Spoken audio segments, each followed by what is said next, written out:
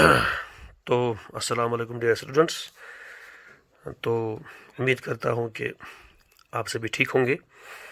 तो जैसा कि आपको याद होगा, जो पिछला टॉपिक हमने स्टार्ट किया था, तो उस टॉपिक का नाम था हाइड्रोजन।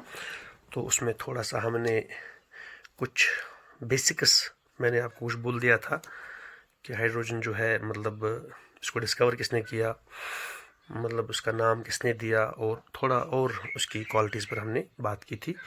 फिर मैंने आपको लास्ट में, अगर आपको याद होगा, मैंने आपको बोला था कि जो हाइड्रोजन है इसको हम बोलते हैं रोग एलिमेंट।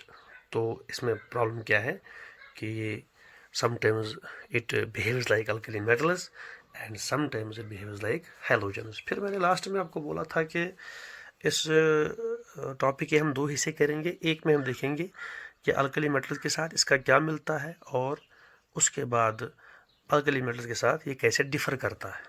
उसके बाद हैलोजन्स के साथ ये कैसे सिमिलर होता है, और उसके बाद उनसे डिफ़र कैसे होता है। तो आज इस लेक्चर में मैं आपको बोलूँगा कि हाइड्रोजन जो है इसकी अल्कली मेटल्स के साथ कौन कौन सी सिमिलैरिटी है। ठीक है, तो पहले हम देखेंगे कि जो इसकी सिमिलैरिटी है विद द अल्कली मेटल्स, तो वो बनेगा पहला पॉइंट इसका। आप देखेंगे पॉइंट नंबर 1, वो बनेगा आउटर इलेक्ट्रॉनिक कॉन्फ़िगरेशन। बहुत ही आसान है, मैंने बोला ये चैप्टर उतना मुश्किल भी नहीं है, और इस महीने में तो आई डोंट वांट कि आप और एग्जॉस्ट हो जाए, तो मैं आपका लोड बढ़ाना नहीं चाहता। तो आप इसीलिए थोड़ा आसान आसान से इसको कर लीजिए, फिर होपफुली उसके बाद फिर और हम उसको बेहतर से बेहतर करेंगे। No issue at all. आप थोड़ा लेक्चर देखिए, फिर उसके बाद नोट देखिए, उनको फेयर करें, फिर साथ साथ फिर एमसीक्यूज़ पर भी आप ध्यान देना शुरू कर दीजिए। देखिए, और एक और बात मैं यहाँ बोलूँगा कि कभी कभी मैं बोलूँगा कि देखो ये आपके टेक्स्ट में है, ये उस पर है, लेकिन कभी बोलूँगा मैं ये नीट का पॉइंट है, वो भी आप नोट करेंगे, और इस तरह से थोड़ा नीट की तरफ भी आपका रुझान जो है वो भी अच्छा रहेगा। ठीक है, तो पहली जो सिमिलरिटी है hydrogen with the alkali metals, वो है आउटर इलेक्ट्रॉनिक कन्फिग्यूरेशन। सर इसका क्या मतलब है? देखिए, अगर आप अल्कली मेटल्स की बात करेंगे, आपने लोअर क्लासेस से पढ़ा होगा कि अल्कली मेटल्स की जो जनरल इलेक्ट्रॉनिक कन्फिग्रेशन है अल्कली मेटल्स, तो वो जो है जनरल, वो है NS1। तो ये कोई टफ मामला आपके लिए नहीं है, बिकॉज शकील सर ने आपको पढ़ाया है पीरियोडिक प्रॉपर्टीज ऑफ एलिमेंट्स, तो आप जानते हैं इट इज़ NS1। लिथियम के मामले में ये आता है 2S1, तो सोडियम के मामले में आता है 3S1। इस तरह से हम ऐसे बोलेंगे कि लास्ट में जो इलेक्ट्रॉन है लास्ट वाली शेल में, वो एक है। तो इसी तरह से हम बोलेंगे कि जो general outer electronic configuration of alkali metals is NS1। तो बिल्कुल इसी तरह से अगर आप देखेंगे हाइड्रोजन, तो उसकी जो कन्फिग्रेशन है आप जानते हैं, तो उसका तो वही पहला वाला भी है, उसका तो वही लास्ट वाला भी है, तो इट इज़ 1S1। तो दोनों में आप देखिए, अल्कली मेटल्स में भी आप देख लीजिए और हाइड्रोजन में भी आप देख लीजिए, तो आपको बिल्कुल नज़र आएगा कि अल्कली मेटल्स के लास्ट में भी एक होता है और हाइड्रोजन के लास्ट में भी एक होता है। तो इस प्रॉपर्टी के बिना पर हम बोलेंगे कि alkali metals and hydrogen they resemble each other. ठीक है, तो बहुत ही आसान है कि दोनों के लास्ट शेल में एक ही इलेक्ट्रॉन है। ठीक है, दूसरा आएगा, दूसरा पॉइंट जिसमें दोनों आपस में होते हैं सिमिलर, वो है इलेक्ट्रो पॉजिटिव कैरेक्टर।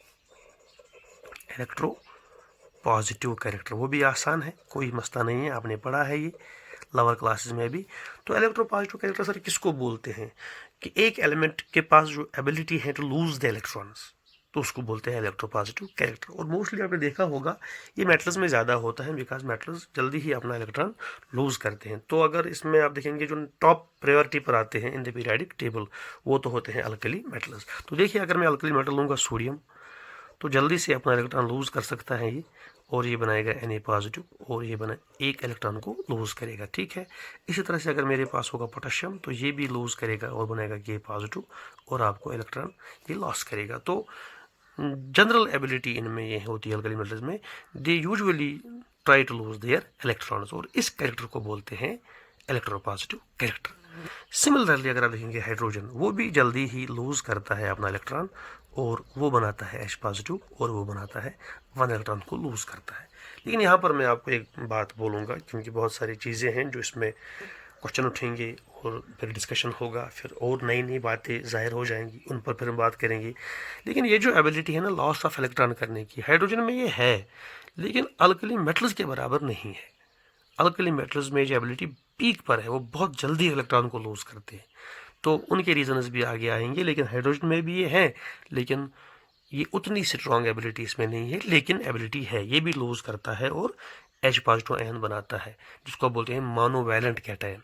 इसी तरह से सोडियम है, पोटेशियम है, लिथियम है, सीजियम है, वो भी लूज करते हैं electron and they form the monovalent cation. तो इस this way the hydrogen and the alkali metals they are similar in their behaviour. तीसरा हम पढ़ेंगे, आप देखेंगे वो भी बड़ा आसान सा पॉइंट है, कोई उसमें बड़ा इशू नहीं है। वो ये है, एक पॉइंट आता है जिसको हम बोलते हैं ऑक्सीडेशन स्टेट। ऑक्सीडेशन स्टेट, तो गौर से मेरी बात सुने, ये जो है ना ये वर्ड ही ऑक्सीडेशन स्टेट, ये हम पढ़ेंगे इंशाल्लाह। इसके लिए एक चैप्टर ही आपके सिलेबस में है जिसको हम बोलते हैं रिडॉक्स रिएक्शंस, उसको हम बोलते हैं रिडॉक्स रिएक्शंस। तो रिडॉक्स रिएक्शंस में ये पूरा कॉन्सेप्ट आएगा जिसका नाम आएगा ऑक्सीडेशन स्टेट। देखिए वो हम वहाँ पर डिस्कस करेंगे, लेकिन यहाँ पर मैं आपको बोलता हूँ, अगर मैं लूँगा HCl और मैं लूँगा NaCl, अब देखिए HCl यहाँ पर है, NaCl यहाँ पर है, तो हाइड्रोजन भी मिला है क्लोरीन के साथ और सोडियम भी मिला है क्लोरीन के साथ। एक नहीं बना है HCl और एक नहीं बना है NaCl। इन दोनों में अगर आप देखेंगे H का यहाँ पर बनेगा ऑक्सीजन स्टेट +1 और सोडियम का बनेगा ऑक्सीजन स्टेट +1। तो इसका मतलब जो हाइड्रोजन है और जो अल्कली मेटल्स है, दे मोस्टली दे शो या मोस्टली शो +1 ऑक्सीडेशन स्टेट। तो आप देख सकते हैं यहाँ पर, हालांकि इस टर्म पर हम बाद में बात करेंगे रिडॉक्स रिएक्शंस में कि ये भला क्या होती हैं ऑक्सीडेशन स्टेट, लेकिन मैं ज़्यादा इस पर भी डीप नहीं जाऊँगा। आप सिर्फ इतना याद रख लीजिए कि hydrogen and the alkali metals ये मोस्टली दिखाते हैं +1 ऑक्सीडेशन स्टेट। इस टर्म को मैं डिफाइन नहीं करूँगा, क्योंकि मैं डिफाइन करूँगा तो फिर और बातें खुल जाएंगी, तो अभी हमारा वो काम नहीं है।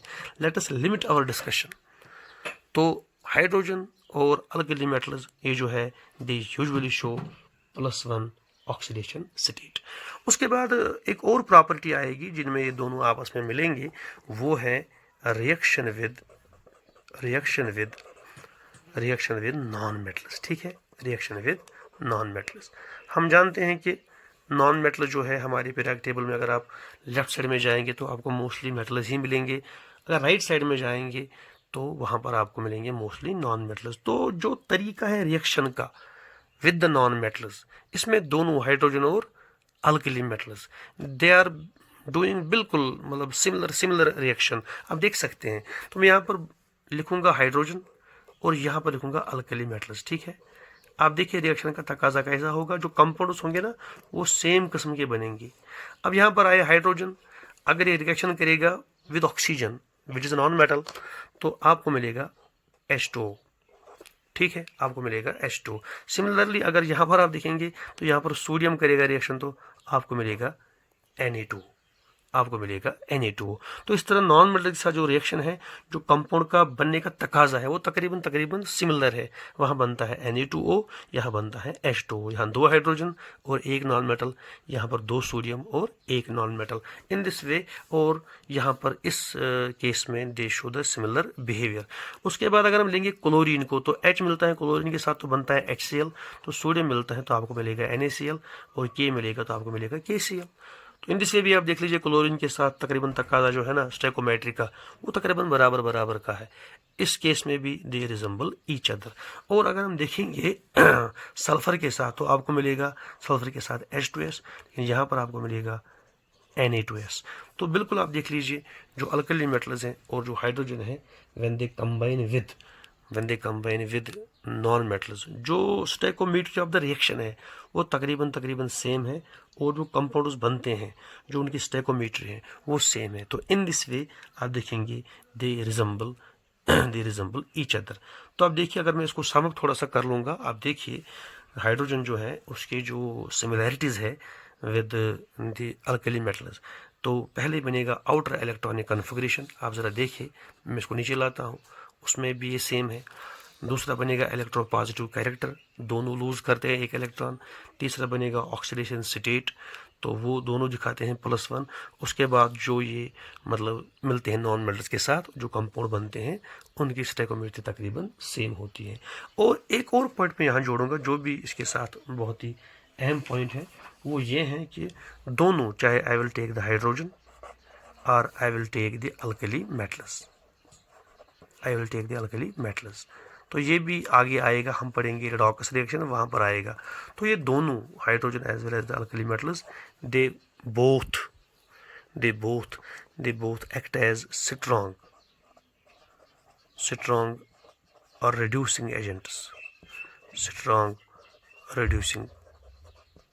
एजेंट्स, थोड़ा मैं इसको और इलाबोरेट करूंगा आपके लिए कि how they behave as strong reducing agents. देखिए, अगर मैं एक एलिमेंट लूंगा सपोज X, तो उसके साथ में मैं मिलाऊंगा हाइड्रोजन को प्लस हाइड्रोजन, तो यहाँ पर क्या होगा, ये हाइड्रोजन अपना इलेक्ट्रॉन लूज करेगा और इस X को दे देगा, ठीक है, और आपको मिलेगा कंपाउंड HX, ठीक है। तो इस इलेक्ट्रॉन किसने लूज किया, इलेक्ट्रॉन लूज किया हाइड्रोजन ने, इसको मैं लिखूंगा लूज। किसने गेन किया, तो वो गेन किया X ने।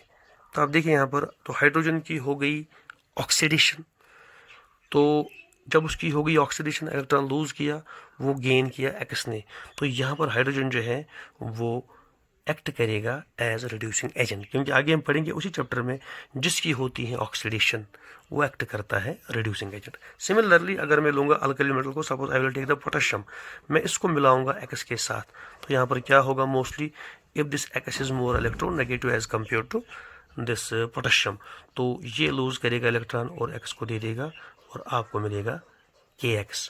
तो आप देख सकते हैं यहाँ पर भी वही मसला बनेगा और यहाँ पर वही मसला बनेगा क्या आप देख सकते हैं कि अल्कली मेटल ने इलेक्ट्रॉन को लूज किया और दूसरे ने इलेक्ट्रॉन को गेन किया, मगर याद रहे जो दूसरा इलेक्ट्रॉन गेन करने वाला है definitely that should have the more electronegativity. तो इस तरह से दोनों हाइड्रोजन होगा या अल्कली मेटल्स होंगे, if they are linked to high electronegative element, तो इनकी होती है ऑक्सीडेशन और ये एक्ट करते हैं स्ट्रॉन्ग रिड्यूसिंग एजेंट्स, क्योंकि हम पढ़ेंगे आगे जाकर इन द रेडॉक्स रिएक्शंस कि जिसकी होती है मतलब ऑक्सीडेशन वो एक्ट करता है रिड्यूसिंग एजेंट, और जिसकी होती है रिडक्शन वो एक्ट करता है ऑक्सीडाइजिंग एजेंट। तो आप इन सारी प्रॉपर्टीज़ पर ज़रा गौर करो, मैं इसको फिर लाता हूँ नीचे, आप देखिए सब प्रॉपर्टीज़ में आपको मिलेगा। पहली प्रॉपर्टी कि अल्कली मेटल्स और हाइड्रोजन में सिमिलर क्या है, it is the outer electronic configuration. इनमें सिमिलर क्या है, दोनों दिखाते हैं इलेक्ट्रोपॉजिटिव कैरेक्टर। अब इनमें सिमिलर क्या है, दोनों दिखाते हैं +1 ऑक्सीडेशन स्टेट।